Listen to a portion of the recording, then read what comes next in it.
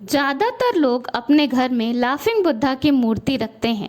ये देखने में जितनी खूबसूरत लगती है उतना ही ढेर सारा गुड लक अपने साथ लेकर आती है। लेकिन क्या आप जानते हैं कि अलग अलग फल पाने के लिए लाफिंग बुद्धा की अलग अलग तरह की मूर्तियाँ रखी जाती हैं। फैंसुई के अनुसार लाफिंग बुद्धा की मूर्ति अलग अलग गुड लक, प्रॉस्पेरिटी और बहुत सारी इच्छाओं के लिए रखी जाती है। तो आज मैं आपको बताऊंगी कि लाफिंग बुद्धा की मूर्ति किस विश के लिए कौन सी रखनी चाहिए और किस दिशा में और किस जगह पर रखना चाहिए ताकि आपको लाफिंग बुद्धा की मूर्ति का पूरा लाभ मिल सके।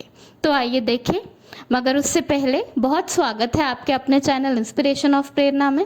अभी तक अगर आपने इसे सब्सक्राइब नहीं किया है तो प्लीज़ सब्सक्राइब कर लीजिए और बेल आइकॉन ज़रूर प्रेस कर लीजिएगा, जिससे मैं जब भी नया वीडियो डालूँ तो आपको नोटिफिकेशन ज़रूर मिल जाए। लाफिंग बुद्धा की मूर्ति जो कि बच्चों के साथ होती है, ज़्यादातर इस मूर्ति में 5 बच्चे होते हैं। ये घर में बहुत सारा गुड लक लेकर आती है। ऐसा कहा जाता है कि ये 5 बच्चों वाली मूर्ति हमारे घर के बच्चों के ऊपर सुरक्षा कवच की तरह होती है। इस मूर्ति को घर में दक्षिण दिशा में रखना चाहिए और हो सके तो इसे लिविंग रूम या बेडरूम में रखना चाहिए। ड्रैगन या टोटॉइस पे बैठे हुए लाफिंग बुद्धा उन लोगों के लिए बहुत अच्छे होते हैं जो अपने करियर में स्ट्रगल कर रहे हैं। अगर आप अपने ऑफिस में किसी प्रॉब्लम से जूझ रहे हैं तो आप इस मूर्ति को अपने टेबल पर रखिए और इसे इस तरह रखिए कि उसका फेस आपकी तरफ हो। देखते ही देखते आपकी समस्याओं का निदान अपने आप ही मिलता चला जाएगा और आपका करियर ऊंचाई की तरफ बढ़ता जाएगा। अगर आप किसी भी वजह से इस मूर्ति को अपने ऑफिस में नहीं रख पा रहे हैं तो आप इसे अपने घर पे किसी भी कोने में, पूरब के कोने में रख दीजिए, हॉल में, तो भी आपको करियर में काफ़ी ज़्यादा लाभ मिलेगा। गोल्डन सिक्के लिए हुए लाफिंग बुद्धा घर में सुख समृद्धि और प्रॉस्पेरिटी लेकर आते हैं।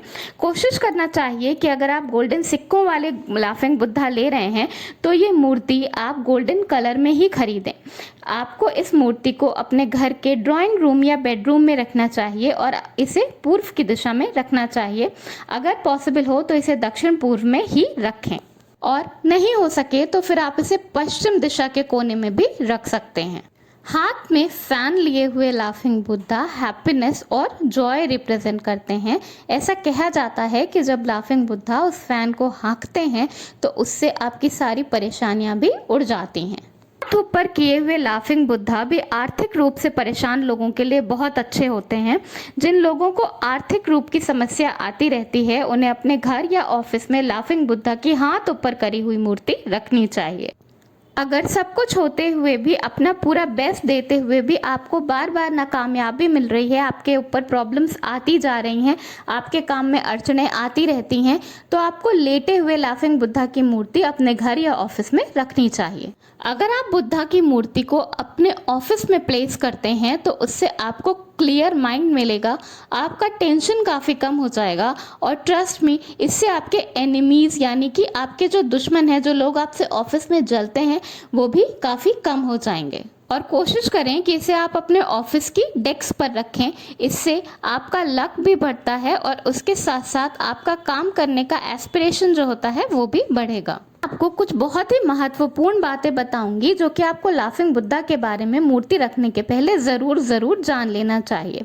सबसे पहले, laughing Buddha is a symbol of love, satisfaction and prosperity, तो इसे उसी तरह से रिस्पेक्ट देनी चाहिए। लाफिंग बुद्धा की मूर्ति को कभी भी किचन, बाथरूम या ज़मीन पर नहीं रखना चाहिए। इसे ऐसी जगह पर रखना चाहिए कि कम से कम उस जगह की ऊंचाई आपकी आंखों की ऊंचाई के जितनी ज़रूर हो।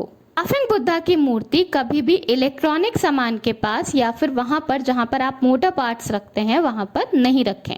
लाफिंग बुद्धा की मूर्ति आपको टीवी के ऊपर या जमीन के ऊपर बिल्कुल भी कभी भी नहीं रखनी चाहिए। अगर आप लाफिंग बुद्धा की मूर्ति अपने हॉल में रख रहे हैं तो आपको कोशिश करना चाहिए कि ये मेन डोर के एकदम सामने रखें।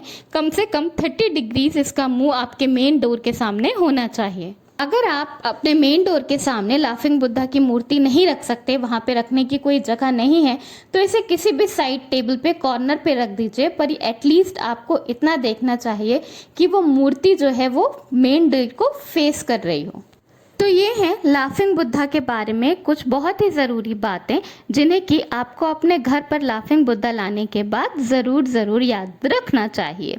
लाफिंग बुद्धा किसी को भी गिफ्ट में देना बहुत ही शुभ माना जाता है, और अगर आपको किसी से लाफिंग बुद्धा गिफ्ट में मिलता है तो उसे भी बहुत शुभ माना जाता है। उसे पूरी रिस्पेक्ट दें, आपके घर में इससे खुशियाँ ज़रूर आएंगी। धन्यवाद। वीडियो पसंद आया हो तो लाइक ज़रूर करिएगा।